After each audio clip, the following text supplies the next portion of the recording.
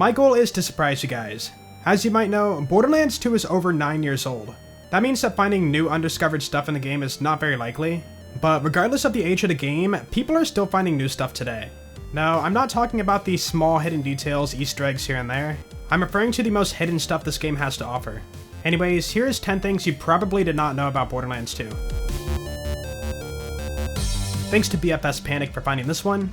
No Beard has a pretty cool secret. Normally this guy is a one-time mini-boss in the Scarlet DLC, but it turns out that Zero can see more than what meets the eye. As you might know, if you spec into the skill Bore, you can see critical hit spots, and they will be outlined in a hexagonal shape. Almost all bandit-related enemies only have one crit spot on their head, but if you look at his head and see the Bore critical hit outlines, you will notice that he has 2 critical hit spots. One for his head, and yep, the other one for his chin. They actually gave him a second critical hit spot for his chin for being No Beard. That is a pretty cool detail. Now, shooting the overlap of the 2 critical hit spots will not give you like double damage or anything, but regardless, it is a pretty cool detail. If you're playing Zero, you might be familiar with the Sniper class mod, and with this class mod you get bonus sniper gun damage, sniper critical hit damage, and reduced shield capacity. The funny thing is, the critical hit damage applies for all weapons, not just snipers. That means you can slap this on and get bonus crit damage for any of your weapons, and honestly, it makes it one of the easiest damage boosts for early game for Zero. Next time you play a new Zero, go ahead and try one of these out. Cars are one of the fastest way to get around the game, and as you know, when you press the boost button you get more speed. But what happens if you spam the boost button? Well, spamming the boost button causes your car to freak out and actually jump. However, if you spam it way too fast, you will crash your game. This one is quite interesting. In the Fight for Sanctuary DLC, you might notice that Sanctuary is pretty much the same layout. In fact, Sanctuary was copied and pasted over and details were added. The thing is though, things in the normal Sanctuary can still be found out of bounds. Just by looking at the minimap, you can see that there are 3 vendors out of bounds. Now, if you actually glitch out of bounds, you can see some of this stuff. There is the fully functioning health vendor over by Marcus, and you'll notice that the shop door is closed off too. You can also find one of Zed's health vendors out of bounds too, but the second health vendor in his shop was removed. Also, Zed's door is really weird. He has this double door that is, I don't even know. Over by Claptrap, you can see the secret stash and some party items. And then Crazy Old Shop is fully functioning out of bounds, and he's all by himself. It is quite sad.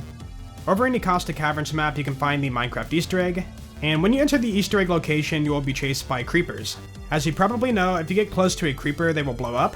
But if you're playing Maya and interrupt their exploding animation with a phase lock, your game will crash. Yeah, I don't think the game likes that.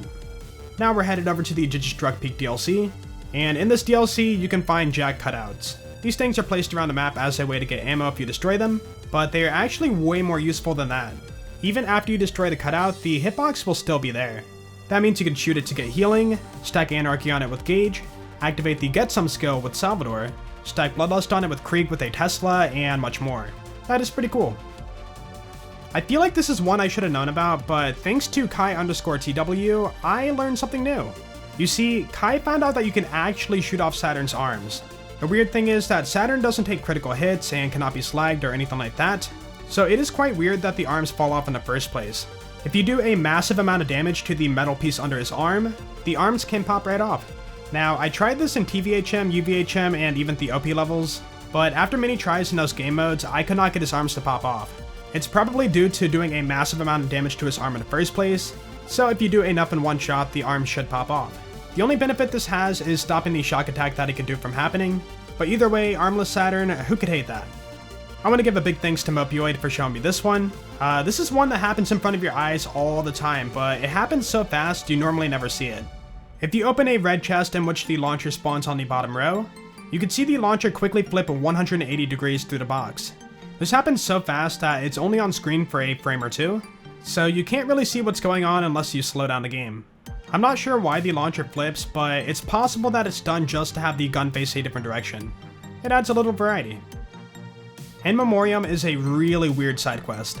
In this quest, you're supposed to go out to Three Horns Divide and collect 3 echoes, but what if I told you there's 5 echoes and 1 broken waypoint? Yeah, for some reason there's a floating echo out of bounds in Three Horns Divide, and you can run over and pick this thing up to complete part of the quest. The other duplicate echo is actually in a different map, so if you travel over to Three Horns Valley, you can just find it sitting in a crater. Picking this echo up will complete the quest too, so you can pick it up if you want to. It won't actually break anything. Also, while in Three Horns Valley, you can look at the minimap and see a waypoint for the second echo, but this waypoint is a bug with the quest and there's nothing in this location at all. I looked everywhere in this location. I killed all the skags, I looked around these structures, and I even went under the map to see. This waypoint is not supposed to be here. I have a theory for why this might be happening, and I think it's due to a copy-paste with a side mission. In Three Horns Valley, there is a side mission called No Vacancy, and in this quest you actually visit these two locations. The place where you found the duplicate echo, and the place where the bugged waypoint was. My guess is they used some of the code from the In Memoriam side mission to make the No Vacancy side mission, and upon doing so there was some mess in the code that caused this to happen.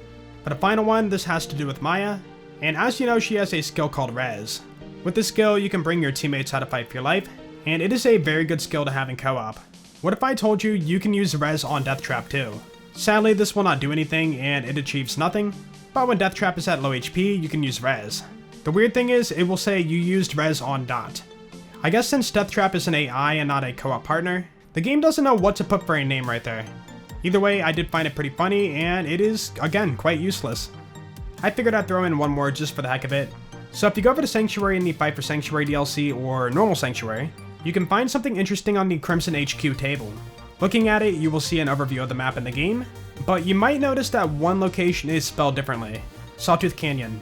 As you know in the game itself, the place is actually called Sawtooth Cauldron, but for some reason the table lists it differently. It is possible at one point this place was going to be called Sawtooth Canyon, but later on it was changed over to Sawtooth Cauldron. Anyways, that's going to do it for the video today. Did you guys know any of these? Let me know in the comments below. As always, if you guys do know any hidden secret facts about this game I did not cover yet, be sure to let me know in the comments below too. And yeah, if you did enjoy the video, then please be sure to leave a like because that'd be awesome. And of course, if you really enjoyed it and want to see more of this, be sure to sub. You guys have a great day and I will see you all later. Peace out.